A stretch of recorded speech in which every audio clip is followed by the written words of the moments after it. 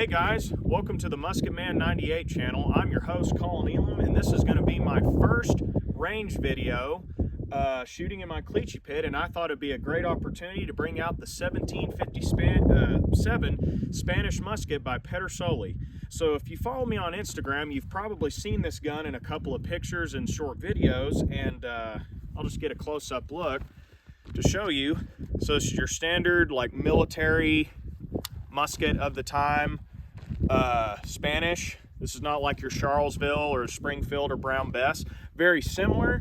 I had replaced the brass barrel bands with these leather ones I crafted myself, simply because the ones that came from the factory did not fit on there as well as the front one does. So I simply just took that off, made some leather ones so I can have a sling to try and give it that old frontier look.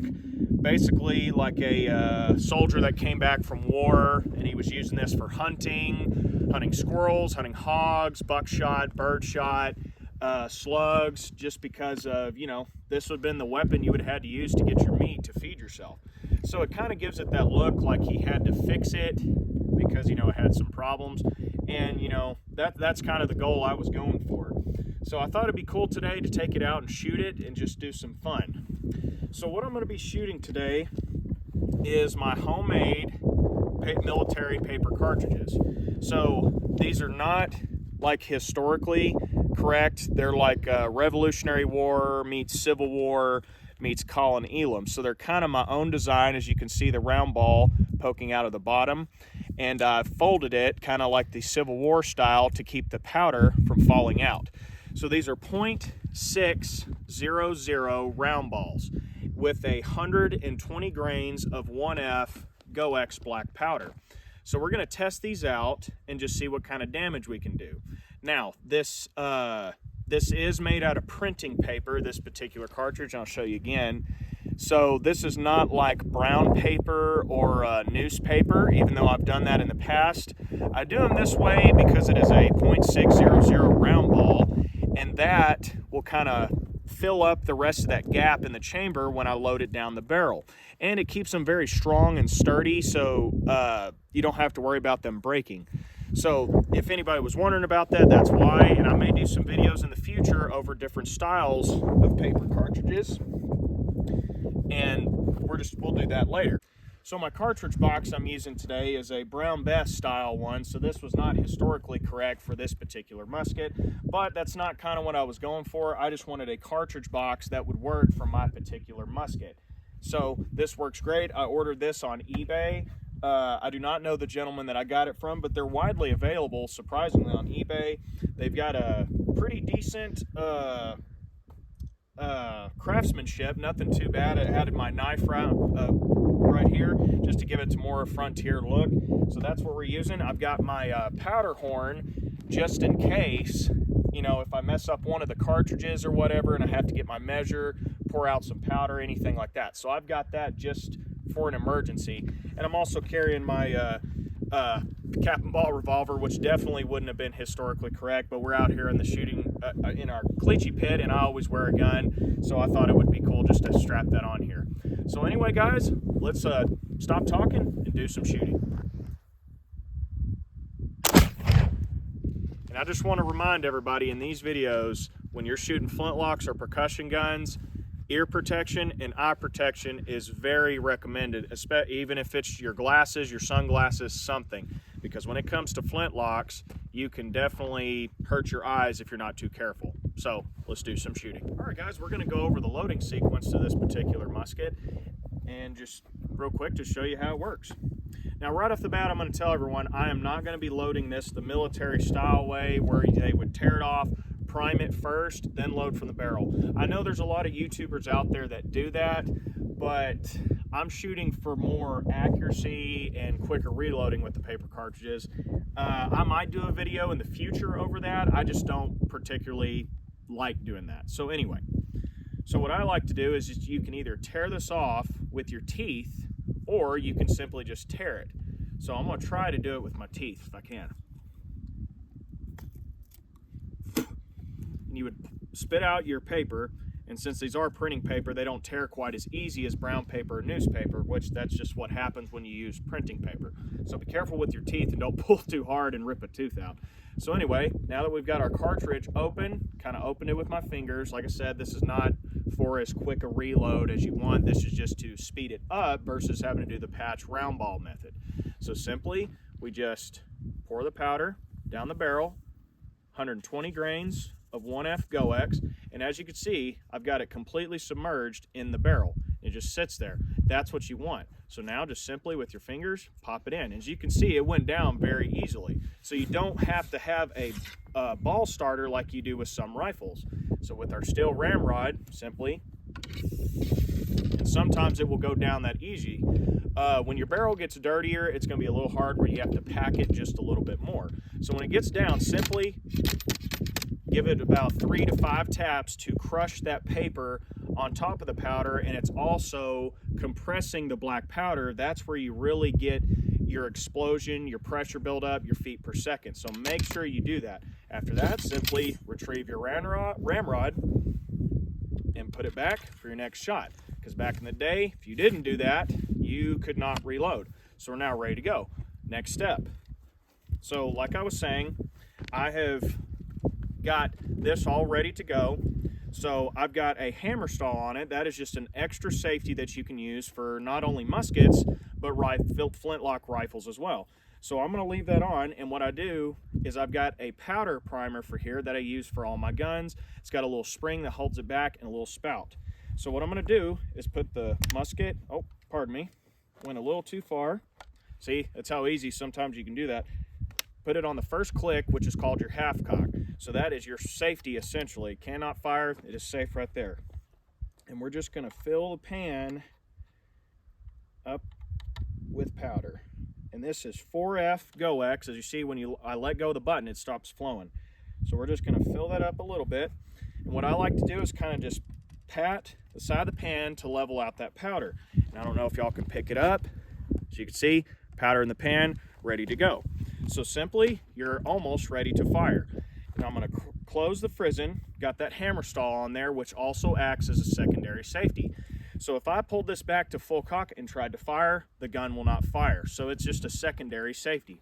So anyway, guys, we're all loaded up. Let's do some shooting. Okay, so the type of target we're going to be shooting today is your typical target that you use in for sighting rifles or pistols, you know, to get a tight grouping.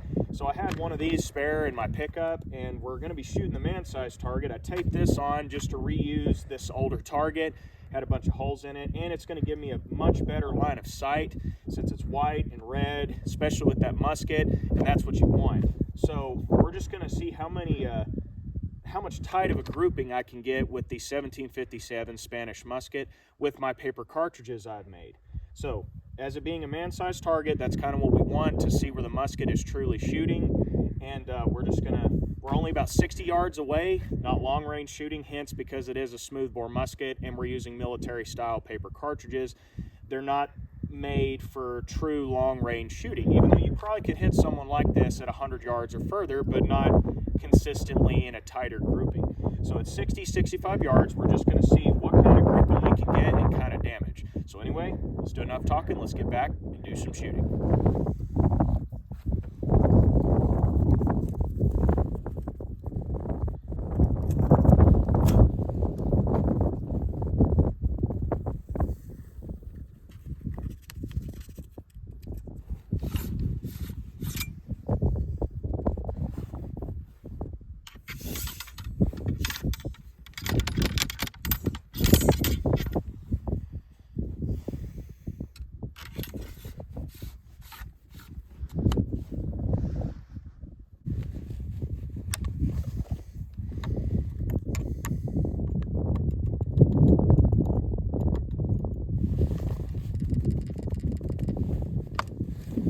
All right, so what we're going to be doing is I'm going to try and just do a 5-shot grouping and just see what we can do. So let's get started.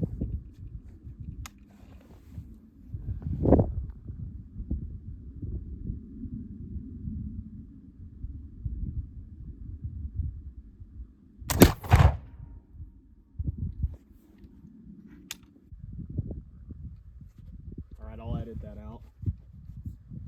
All right, shot 2.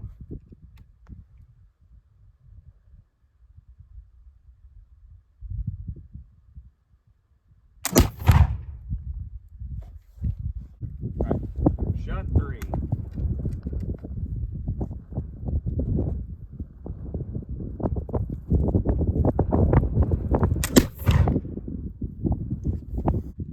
All right, shot 4.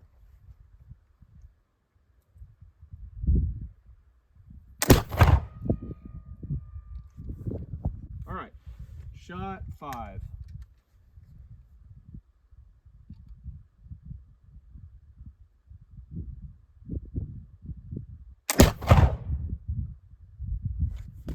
All right, guys, since I thought we're already out here shooting this gun, why not take a 6 shot just to see what happens? All right, shot 6, extra shot.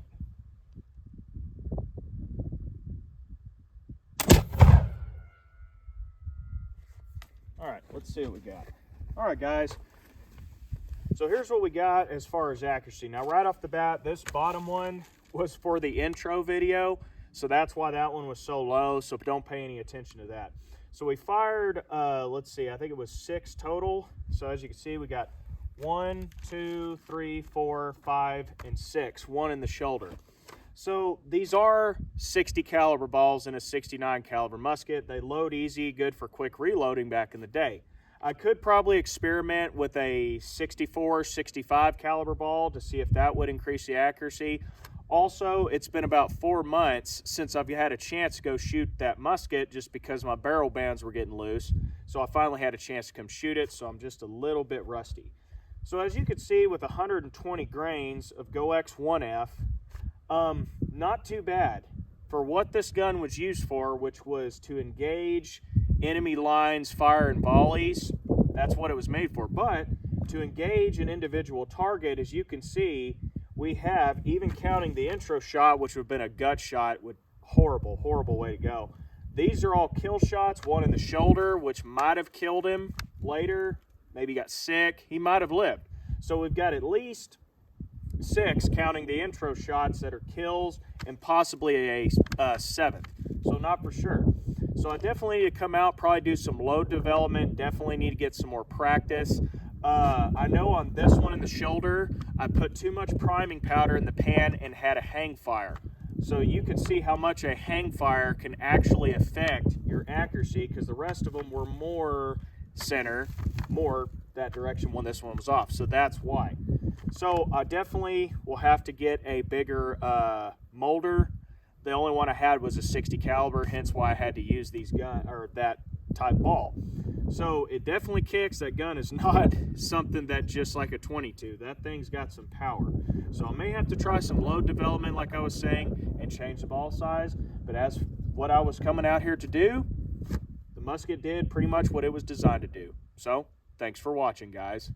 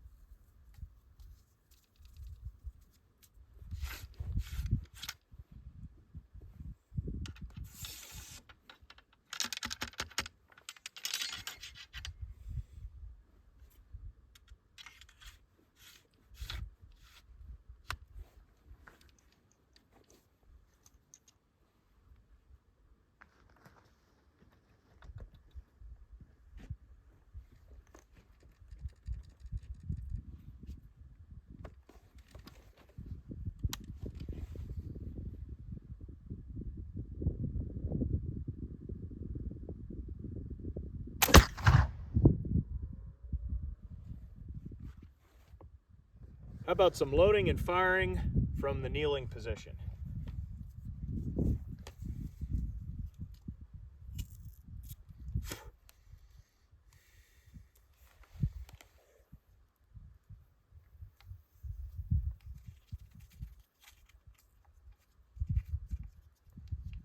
A little bit more difficult.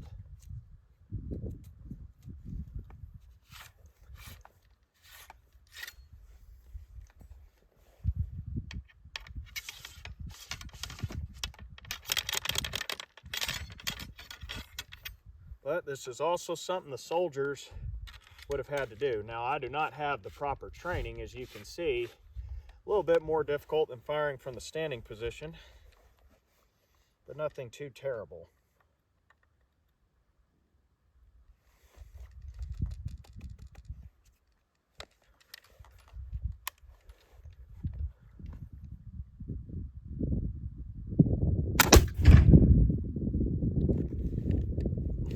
All right, shot 2.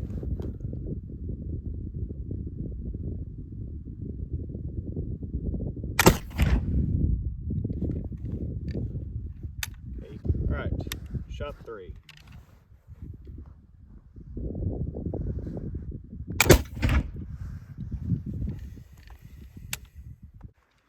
All right, shot 4.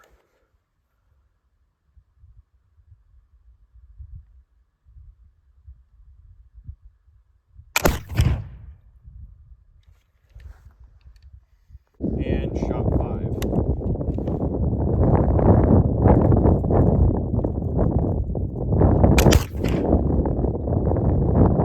little bit of a hang fire on that one. All right, let's see how good we did from the kneeling position. All right, guys, so I shot a total of 5 times from the knee, which out here in the cliche pit is hard to do with just rocks on the ground, so I was swaying a whole lot more, but I'm actually surprised I got as many as I did on target. So first one is way over here, winged it, and I know that was my first shot because I could not get comfortable.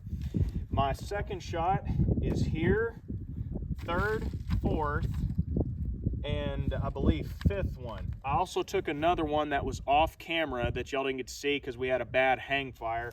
That one was down way down here in the groin, so that guy would have definitely had a bad day.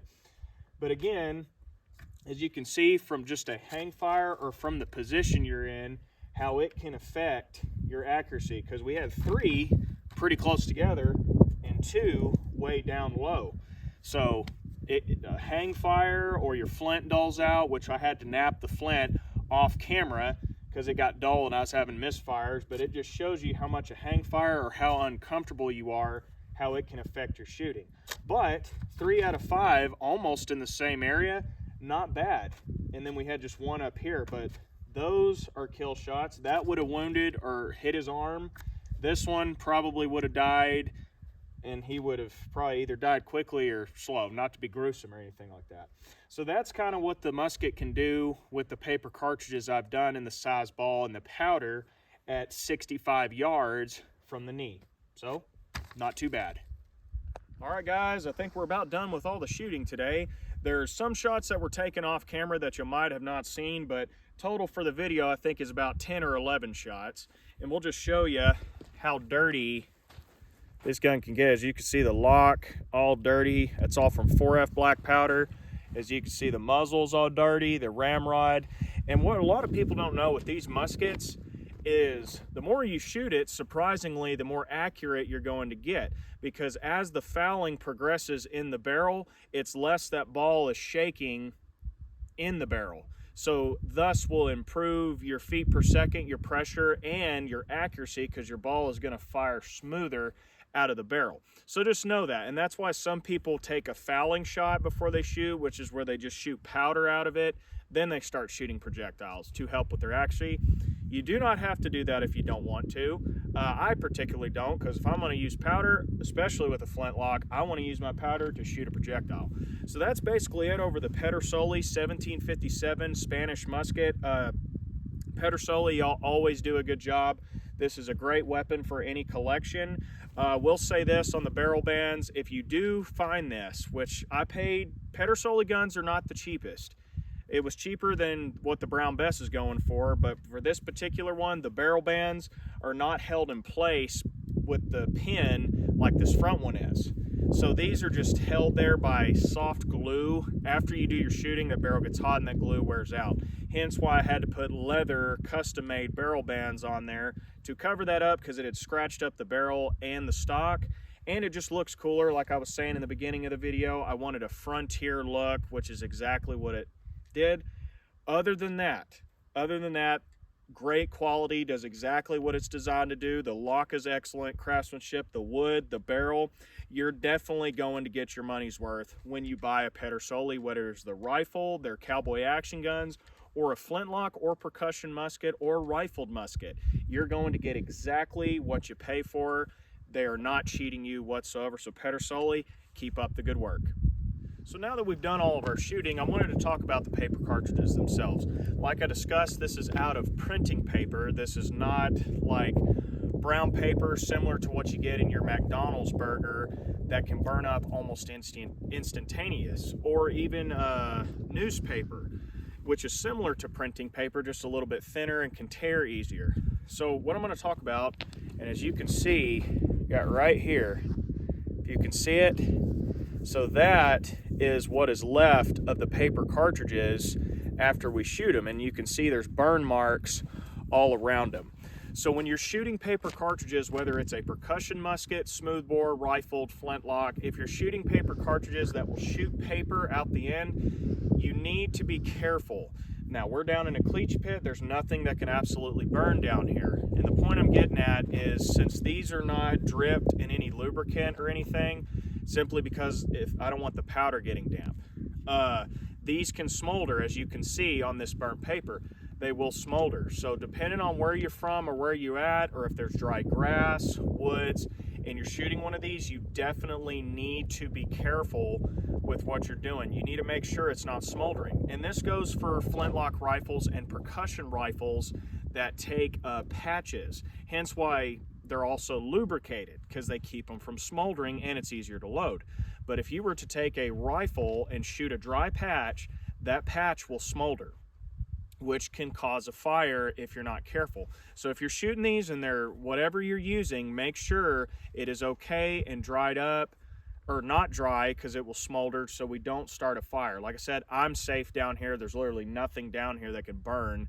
But depending on where you're at, or part of Texas, other states, wherever, that is a possibility. So just be careful about that. Also, as you can see, the tops of the cartridges that I tore off with my mouth. Now, depending on where you're at, this is our private property that we own. I'll probably just leave them here. They're biodegradable, they're paper. You give them a handful of months, they'll turn into the dust. But if you're shooting on someone's land or something and you've got one of these, don't leave them around, because some people might consider it littering, or if you're at a woods walk or an event, make sure you pick these up off the ground. That is just my best advice I can give you. Now me, because I live out here, and next time it rains, they're just going to deteriorate into the ground.